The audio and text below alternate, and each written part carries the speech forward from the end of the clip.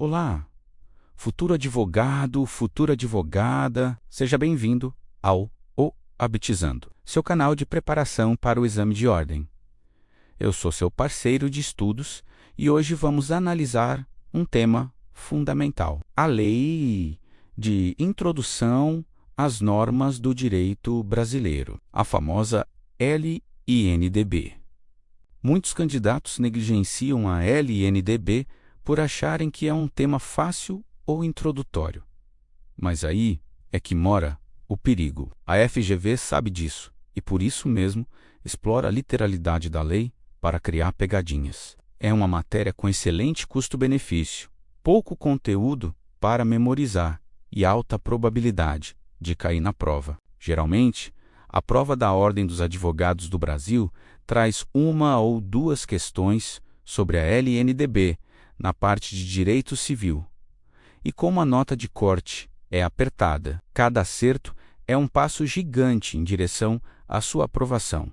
Não podemos desperdiçar esses pontos. Então fique muito atento aos detalhes que vou apresentar. Eles são o seu diferencial para gabaritar a LINDB. Vamos aprofundar.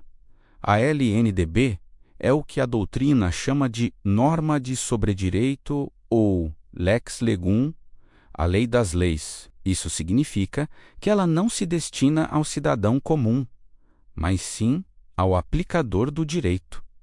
O juiz, o advogado, o legislador. Ela funciona como um manual de instruções do ordenamento jurídico brasileiro. Por exemplo, se um juiz se depara com um caso onde não há uma lei específica, o artigo 4º da LNDBU orienta a decidir, usando a analogia, os costumes e os princípios gerais de direito. É a LINDB que dá essa ferramenta. Portanto, seu objeto não é regular as relações sociais, mas sim dar coesão e segurança ao sistema normativo, resolvendo conflitos de leis no tempo e no espaço. Vamos ao artigo 1º.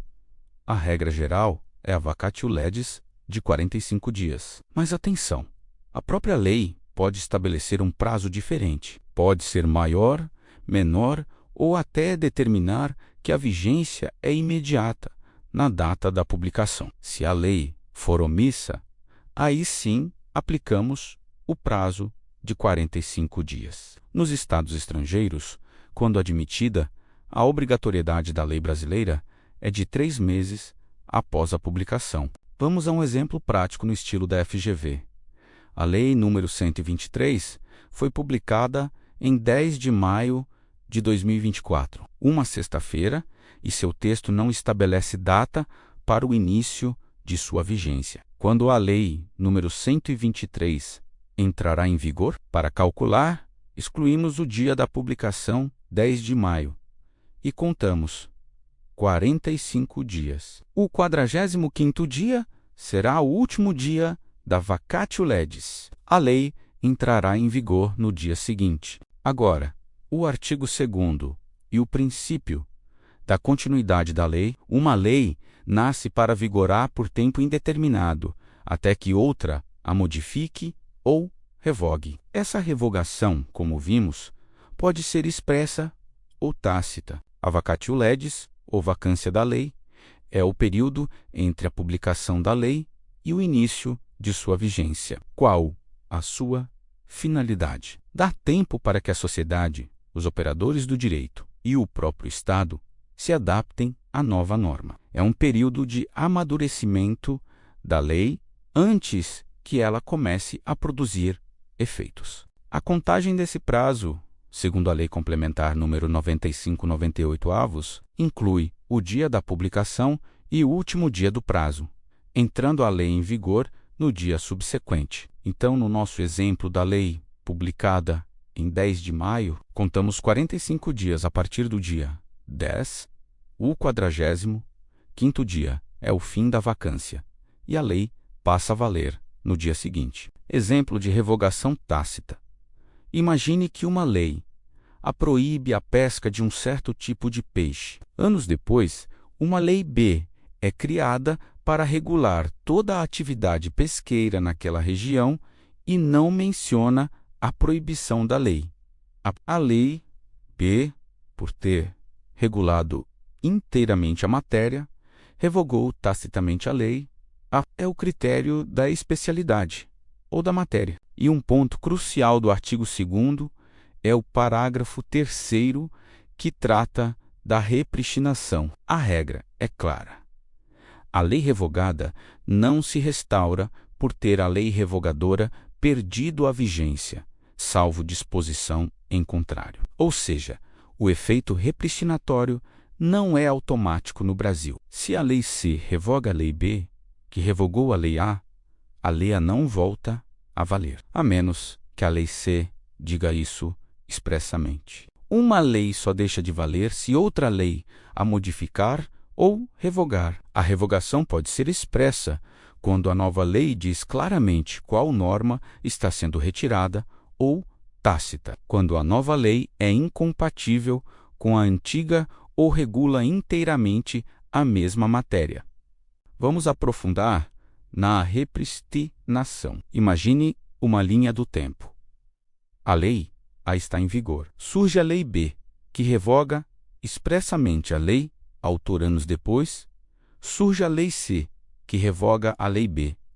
A pergunta é: a lei A volta a valer automaticamente? A resposta é não. Isso porque o ordenamento jurídico brasileiro adota o princípio da não repristinação automática. A lei A só voltaria a ter validade se a lei C, além de revogar a lei B, dissesse expressamente que a lei A está restaurada. Essa é a repristinação expressa, a única admitida no nosso sistema. A FGV adora cobrar isso em cenários de sucessão de leis no tempo. Atenção!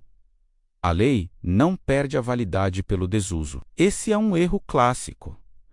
Vamos sistematizar os erros para você não cair neles. Primeiro, vacatio legis. Lembre-se, 45 dias é a regra geral para quando a lei não diz nada. Se a lei trouxer um prazo, vale o que está escrito.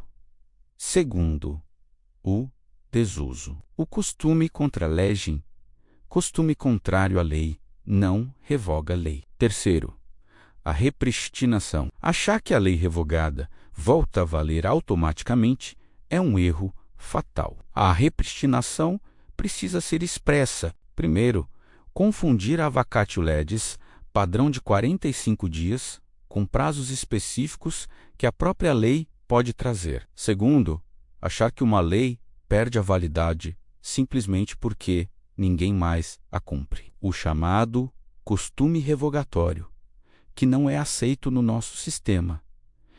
Vejamos uma questão real da FGV. A lei XQ estabelece a norma sobre contratos. Foi revogada pela lei Y em 2010. Em 2024, a lei Z foi promulgada, revogando expressamente a lei Y, sem nada dispor sobre a lei X. Diante do caso, assinale a afirmativa correta. A resposta correta, com base no artigo 2º e 3º da LNDB, é que a lei X não volta a vigorar, pois não houve repristinação expressa. Simples assim, aplicação direta da lei. Ela vai apresentar uma situação-problema envolvendo a publicação de uma nova lei e perguntar sobre o início de sua vigência ou sobre qual lei prevalece. O segredo é ler o enunciado com atenção e aplicar as regras dos artigos 1º e 2º da LNDB de forma literal. Dominar a LNDB é garantir pontos preciosos. Lembre-se que o Habitizando está aqui para oferecer conteúdo gratuito e de qualidade para te apoiar nessa jornada. Se este vídeo te ajudou, não se esqueça de se inscrever no canal, deixar o seu like e ativar o sininho